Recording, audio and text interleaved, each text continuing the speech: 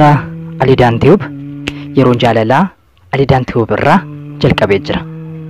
Haddammoo dhimmoota murteessaa fi barbaachisaa ta'e qabannee dhufne irraati. Egaa viidiyoo kana yoo jaallattan like, share, subscribe gochuudhaan maamila Alidaan Tube jechuu jaallanna. Keessumaa haddammoo gaa dhimmoota baay'ee murteessaa ta'e qabannee irraati. Dhimmoonni kun maali? Shamarran abbaa manaa argachuuf qabxiiwwan 5 murteessoo ta'an isin bira qaqqabsiifna.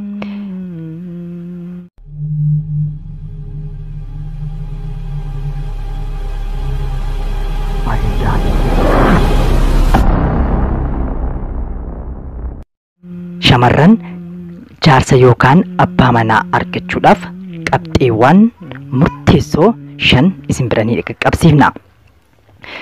Egaa akka beekamu yeroo ammaa addunyaa gaa'ilaatti galuuf baay'ee salphatus teknooloojiidhaan wal qabatee jechuudha.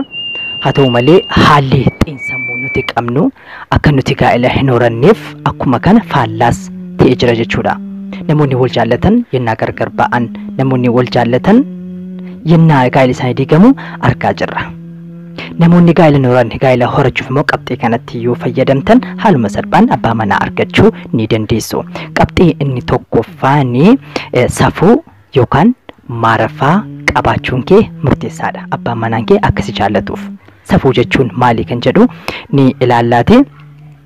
Safuu jechuun egaa yeroo baay'ee shamarran safuu of dandeedha kan qabanu dhalootaa gara dhalootaatti kan daddarbaa dhufe jechuudha. Safuun kunis murteessaadha. Egaa warri Jimmaa maarafaadha kan isaan jedhanu. Shamarran tokko haalli deemsa isii, haalli haasawaa ishee, haalli itti nyaattullee, haalli uffannaa kan of dandeenye qaba jechuudha kan biyya keenya. Kanaaf shamarran biyya keenya fakkaatti shamarran irraa wantoota eegamu qabda taanaan yookaan ni jabeeffatta taanaan abbaan manaa yookiin dhiironni baay'een si fedhu jechuudha.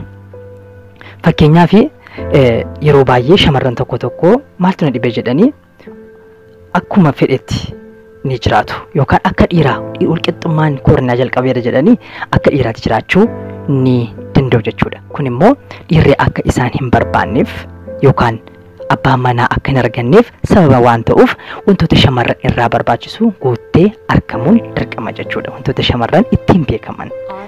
Inni kaan immoo egaa bareedina yookaan miidhagina hin qabu jettees gonkumaa hin dhiphatin. Fakkeenyaaf aangoon fungaadha, funyaan hin qabu, ilkaan koo walirratti darrabama, ilkaan koo hin bareedu, mataa hin qabu, mataan koo baay'ee goggogaadha, xiqqoodha jettee hin dhiphatin. Qeensi harkaaf miila kootii hin jiru jettee hin yaadan. Sababni isaas kan sirraa eegamu maanni waan qabdu kanaan sirriitti itti fayyadamuu fi qulqullina isaa sirnaan eeguun murteessaadha.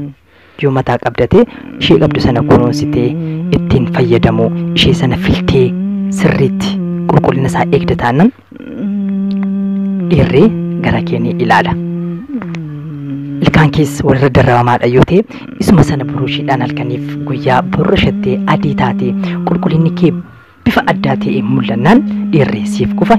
Abbaa manaa haaluma salphaan argachuu ni dandeessa yookaan gaa'ila nama gaa'ilaaf si barbaadu argachuu ni dandeessa jechuudha.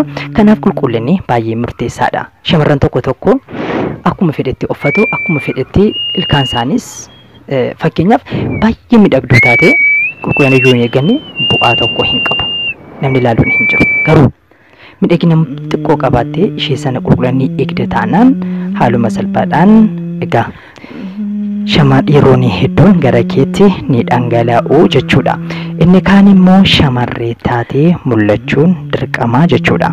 Shamarree taatee mul'achuun dirqama inni jedhu maalinni egaa yeroo baay'ee shamarran egaa akka dhiiraa ta'anii yennaa mul'atan ni mul'ata.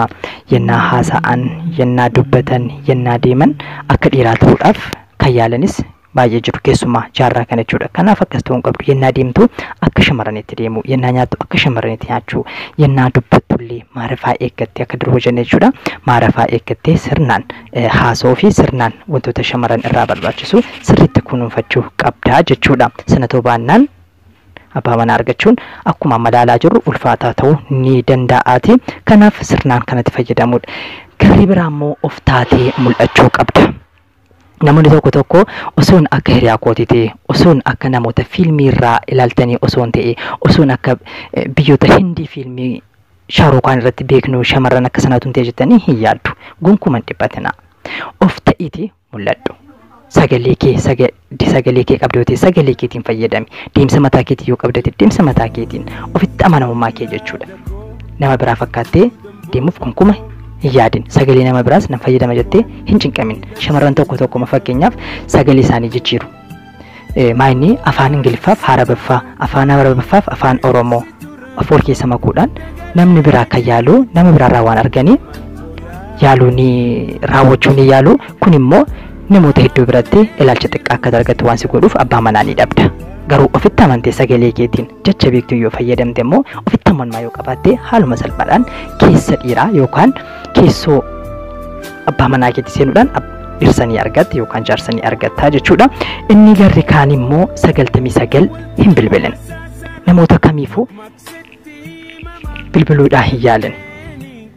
Dhiira tokko wajjin teessee yeroo baay'ee siif bilbila mataanaan ati immoo amma gadi baatee deemtee bilbilta yoo ta'e abbaan manaan kee baay'ee nargattu jechuudha. Abbaa manaa maaliif hiriyaan si bira taaru suni jaalalaaf si gaafachuudhaaf ta'a. Ati garuu gadi baatee amma silkii dubbachiista ni bilbilta yoo ta'e akkati biizii taateedha.